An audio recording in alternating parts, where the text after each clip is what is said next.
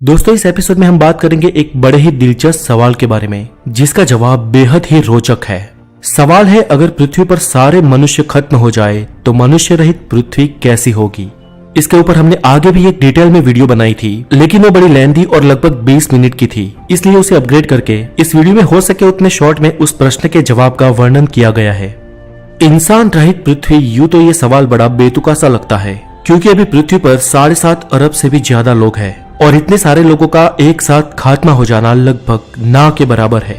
लेकिन एक बार मान लीजिए कि अगर ऐसा होता है तो उस परिस्थिति में पृथ्वी का दृश्य कैसा होगा, क्योंकि सच पूछो तो ये सवाल वैज्ञानिकों के मन की उपज है। वैसे तो इस सवाल का जवाब कोई भी व्यक्ति अपने मन मुताबिक दे सकता है, क्योंकि जवाब में थोड़ा बहुत तर्क और बाकी सारी कल्पना शक्ति को ही लगाना है। लेकिन प्रस्तुत वीडियो में मैं कोई भी अतिशयोक्ति न करते हुए सिर्फ विज्ञान के आधार पर जवाब देने की कोशिश करूंगा। यहाँ दो बातें याद रहे दोस्तों, वीडियो में सिर्फ मानव सभ्यता का ही अंत दिखाया जाएगा, मतलब अन्य जीव, वनस्पति और सजीव तो रहेंगे ही, और दूसरा ये कि मानव सभ्यता एक साथ अचानक ही खत्म हो रही है। हॉलीवुड की एक फिल्म लीजेंड भी ऐसी ही कल्पना शक्ति पर आधारित थी।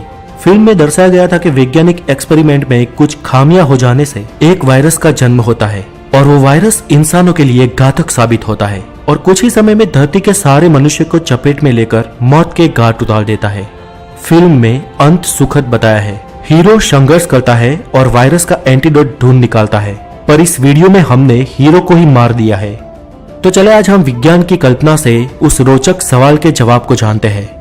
मान लो कि एक खतरनाक वायरस के कारण इंसानियत का खात्मा हो चुका है। भारत में सिर्फ एक इंसान, या यूं कहे कि हीरो, अभी भी बचा हुआ है, लेकिन वो इस धरती का एक लौता इंसान भी वायरस से इन्फेक्टेड है, अपनी आखिरी सांसें गिन रहा है। कुछ घंटे बाद अपना हीरो भी दम तोड़ देता है। अब आने वाले दिनों, सप्ताहों, महीनों और सालों में क्या होगा, चले जानते हैं। इंसानियत के खात्मे के 24 से 48 घंटे बाद धरती पर इंसानियत के खात्मे का सबसे पहला पता पृथ्वी के चक्कर लगाते सैटेलाइट्स को चलता है। आमतौर पर रात के समय अमेरिका का 62%, यूरोप का 85% और जापान का 98% आसमान रोशन रहता है। लेकिन थर्मल पावर और वीज मथकों को मेंटेन करने वाला कोई भी इंसान अब मौजूद नहीं है, इसलिए पूरे विश्व में अंधेरा छा जाता है। इसकी जानकारी पृथ्वी के चक्कर काटने वाले सैटेलाइट ले लेंगे। 48 से 72 घंटे बाद अब पावर का ब्लैकआउट अपने खतरनाक असर दिखाने लगता है। दुनिया में कुल 435 न्यूक्लियर स्टेशन हैं। इस न्यूक्लियर स्टेशन के राक्षस को शांत रखने के लिए कूलिंग प्लांट में पानी की जरूरत होती है। पानी को टावर तक चढ़ाने के लिए पंप की जरूरत होती है और पंप को पावर की, यानी कि बिजली की जरूरत होती है। इसलिए अब बिना बिजली के न्यूक्लियर टेम्परेचर अपनी हद पार कर लेता है। यूरेनियम पिघलकर आग पकड़ लेता है और रेडिएशन छत फाड़कर बाहर निकलने लगता है। स्ट्रोंटियम 90 और सेसियम 137 का किरणोत्सव खतरनाक बादल बनके चारों ओर मंडराने लगता है। प्लांट्स के आसपास की जमीन सालों के लिए बंजर बन जाती है और स्टेशन के कुछ किलोमीटर्स के विस्तार में अन्य प्राणियों का भी सफाया हो जाता है। पर पहाड़ों में, जंगलों में, समुद्रों में और दूर दराज के क्षेत्र में प्राणी, पक्षी और वनस्पति को इसकी असर नहीं होती। इंसानियत के अंत के एक हफ्ते बाद इंटरनेशनल स्पेस स्टेशन में हमेशा 5 से 6 लोग मौजूद रहते हैं। वायरस की सक्रियता के कारण वो लोग धरती पर आ नहीं सकते और धरती से उनको खाना पानी पहुंचाने वाला अब कोई नहीं है। भूख के कारण वो लोग भी मर जाते हैं। दुनिया के छोटे बड़े शहरों के भूगर्भ से लाखों करोड़ों लीटर पानी निकालने वाली मानव सभ्यता अब नहीं रही। परिणाम स्वरूप भू सपाटी में ग्राउंड लेवल का पानी ऊपर चढ़ता है और पानी के ऐसे भर जाने से पातालवासी मूषक बाहर निकल आते हैं। मूषकों के झुंड शहरों के मॉल, सुपरमार्केट और घरों में बची कुची खाने लायक चीजों पर टूट पड़ते हैं। शहरों में इंसानों के स्थान पे अब मूषकों का राज है। एक महीने बाद विमान, मोटर कारें और फैक्ट्रीज अब अपने धूम्रपान करने की आदत को छोड़ चुके हैं, इसलिए अब वातावरण धीरे धीरे शुद्ध होने लगता है। ऊपर से अब कार्बन और अन्य अशुद्धियों के कणों को नीचे बैठ जाने की वजह से हवामान प्योर और हानि रहित होने लगा है। 3-4 महीने बाद तो आकाश इतना शुद्ध हो जाता है कि कई तारे और आकाशीय पिंड जो हम औद्योगिक क्रांति के बाद नहीं देख पा रहे थे, उन्हें भी अब नग्न आंखों से देखा जा सकता है। पर अफसोस के ये सब देखने के लिए अब मानव सभ्यता बची नहीं है। 1 साल बाद आधुनिक घरों और इमारतों को मेंटेन करने वाला अब कोई नहीं है, इसलिए पीपल और मशरूम जैसी स्पीसीज कंक्रीट में अपने मूल गाड़ कर उसे खरोचना शुरू कर देती है। धीरे धीरे सारे मकान खंडहर और उसके बाद मिट्टी बन जाते हैं। समय जाते उस मिट्टी में घास और अन्य वनस्पति उगने लगती है और यही हाल शहरी रास्तों और पुलों का है।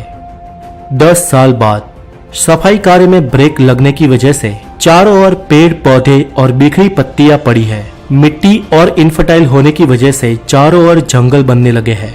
ये सिलसिला अभी रुकने वाला नहीं है। शहरों में भी अब जंगली प्राणी दिखाई देते हैं। इंसानों के ना रहने से समुद्री जीव सृष्टि भी अब फल फूल रही है। अमेरिका के एक रिपोर्ट के अनुसार इंसानों ने कोड स्पीसीज की इतनी मछलियां पकड़ी थी कि उसकी पूरी 95% प्रजाति खत्म हो गई थी। ऐसे कई समुद्री जीवों को अब जीवन दान मिलेगा।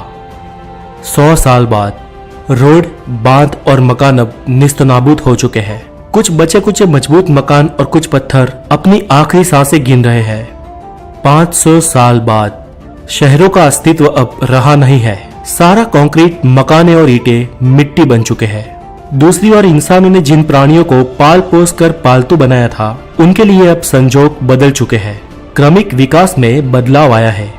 वैसे तो बाघ, शेर और चीते जैसे जंगली जानवरों के सामने सारे पालतू प्राणी तो टिक नहीं पाएंगे, लेकिन जो कुछ बच जाते हैं वो अपने जंगली आदि पूर्वज का रूप धारण कर लेंगे। जैसे कि बैल, भैंस और रोज जैसे पालतू प्राणी अपने नाम शेष हुए आदि पूर्वज औरज जैसी अवस्था में आ जाएंगे और पालतू कुत्ते फिर से जंगली भेड़िया या हंटिंग डॉग जैसे बन जाएंगे। 1000 साल बाद सालों से CO2 हवा में घुला नहीं है।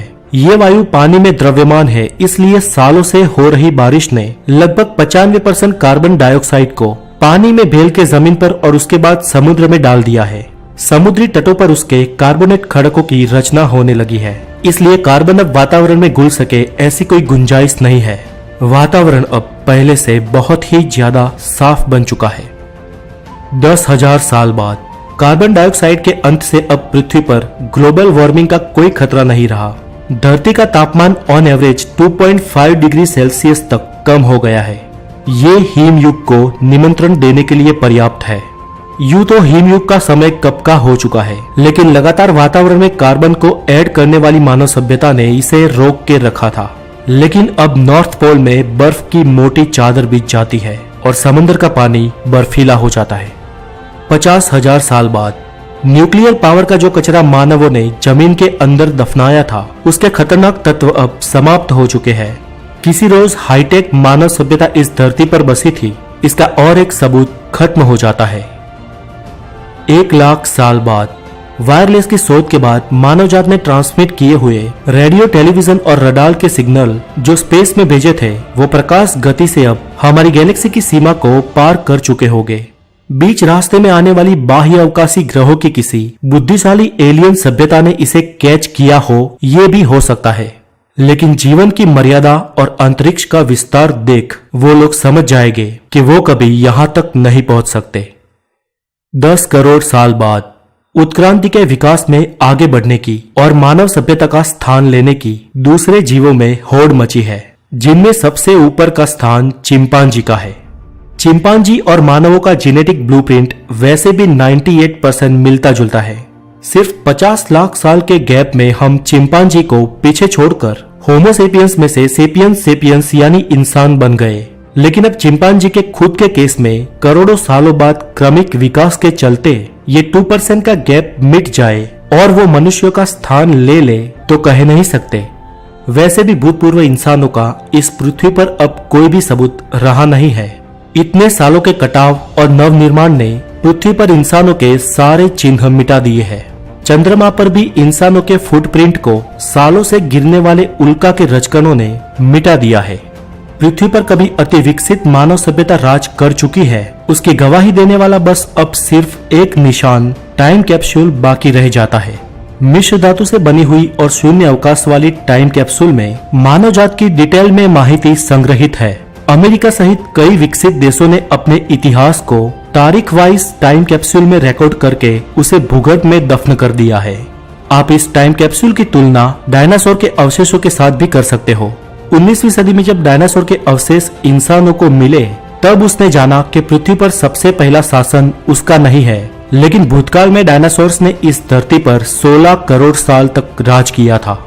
भविष्य में उत्क्रांति की सीढ़ी चढ़कर इंसानों के उत्तराधिकारी का स्थान लेने वाले चिंपांजी के संभवित वंशज सेंसिटिव मेटल को डिटेक्ट करके एकाध टाइम कैप्सूल को खोज निकाले, उसमें कितनी संभावना है। अगर उन्हें कोई टाइम कैप्सूल मिल जाए तो उसमें मौजूद डेटा उन्हें बता देगा कि भूतकाल में इंसान इस धरती पर अपनी मोनोपोली भुगत चुके हैं, लेकिन दुर्भाग्य से कैप्सूल मिलने का चांस 0% है। टाइम कैप्सूल भले ही अति दुर्लभ और मजबूत हो, पर भविष्य में करोड़ों सालों तक उसका एक्टिव रह पाना आसान नहीं है।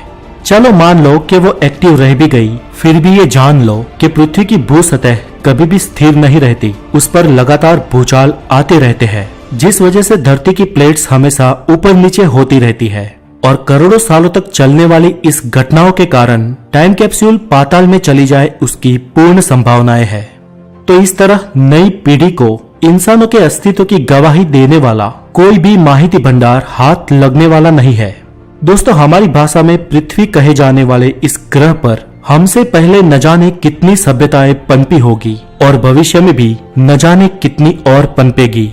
तो दोस्तों, आज के लिए इतना ही। अगर आपको ये वीडियो अच्छा लगा तो हो सके इतने कमेंट, लाइक और शेयर करें। और अगर आप नए हैं तो द नॉलेज को जरूर सब्सक्राइब करें और नए वीडियोस के लिए फ्रीक्वेंटली द नॉलेज के वीडियो लिस्ट को विजिट करते रहे। और अपना ख्याल रखें। Have a good day, take care.